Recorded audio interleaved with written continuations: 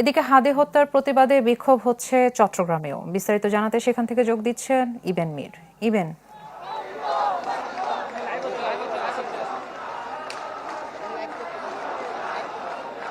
কিছুক্ষণ আগে লালদিঘি ময়দানে একটি গায়েবানা জানাজা অনুষ্ঠিত হয়েছে শহীদ শরীফ ওসমান হাদির।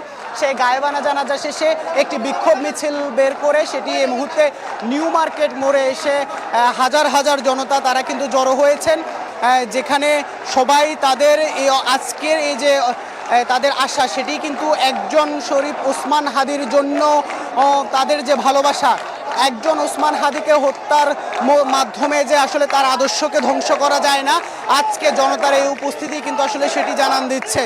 সবার মধ্যে আমরা যে চেতনা দেখছি, যে ক্ষোভ দেখছি, অর্থাৎ হত্যাকারী যারা, সে হত্যাকারীর উদ্দেশ্যে সবাই একটি হুঁশিয়ারি উচ্চারণ করছেন যে আসলে এই হত্যার মাধ্যমে হাদির যে আদর্শ সেটিকে আসলে আরো বিস্ফোরিত করেছে।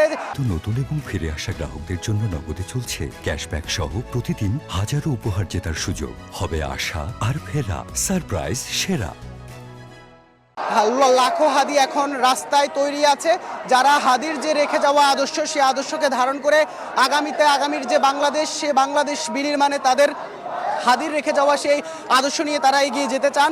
পাশাপাশি একটি যে স্বপ্ন তারা দেখেছেন, আধিপত্যবাদ বিরোধী যে লড়াই তারা জারি রেখেছেন, যেটি আসলে ওসমান হাদি যে লড়াই দেখিয়ে গেছেন, যে আদর্শ দেখিয়ে গেছেন, ইনকিলাবের যে লড়াই, আজাদির যে লড়াই, মুক্তির যে লড়াই, আধিপত্যবাদের বিরুদ্ধে যে লড়াই, সে লড়াই কিন্তু আসলে এখনো জারি রয়েছে এবং কোনো কিছু এই লড়াই থেকে তাদেরকে পিছু হটাতে পারবে না।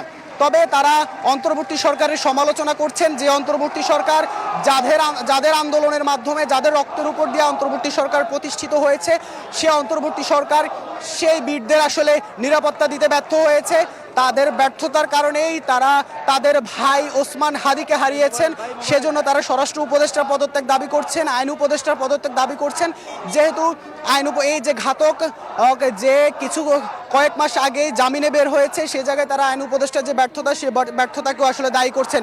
এজন্য তারা আগামীতে যারা বিশেষ করে সিএমপিতে এই যে যারা জুলাই যোদ্ধা, তাদের জন্য নিরাপত্তার যে ব্যবস্থার কথা বলা হচ্ছে, জুলাই যোদ্ধারা বলছেন তারা রক্ত দিতে শিখে গেছেন, তা কোনো কিছুই তাদেরকে আসলে আর লড়াই থেকে পেছনে হটাতে পারবে না। পুলিশের যে নিরাপত্তা, সে নিরাপত্তা তাদের প্রয়োজন নেই। তারা এই যে লড়াই, সে লড়াই তারা জারি রাখবেন এবং কোনো ষড়যন্ত্র, কোনো চক্রান্তই তাদেরকে আসলে পিছু হটাতে পারবে না। আমরা জানাজায় দেখেছি, এর আগে কিছুক্ষণ আগে কিন্তু প্রেস ক্লাবের সামনে একটি গায়েবানা জানাজা অনুষ্ঠিত হয়েছে। আর এই যে লালদিঘির মাঠে যে জানাজা, সেই জানাজায় আমরা দেখেছি হাজার হাজার বিভিন্ন শ্রেণী পেশার মানুষ সবাই কিন্তু আসলে এসেছেন। তারা এক হাদি এবং বাংলাদেশ আজকে যে একাকার, অর্থাৎ একটি নাম যিনি আসলে তার মৃত্যুর পরে সারা দেশের মানুষ তাকে আসলে কতটা ভালোবাসে, এই যে উপস্থিতি, সেই উপস্থিতি কিন্তু আসলে বলে দিচ্ছে। যার কারণে সবাই কিন্তু একটি প্রতিজ্ঞা করেছেন আজকে গায়েবানা জানা যায়। সেখানে আমরা দেখেছি তারা হাদির আদর্শকে হারাতে দিবেন না, হাদির আদর্শকে তারা আঁকড়ে ধরে আগামীতে যে লড়াই সংগ্রাম, সেই লড়াই সংগ্রাম তারা চালিয়ে যাবেন। তো ছিল চট্টগ্রামের নিউ মার্কেট থেকে সবশেষ।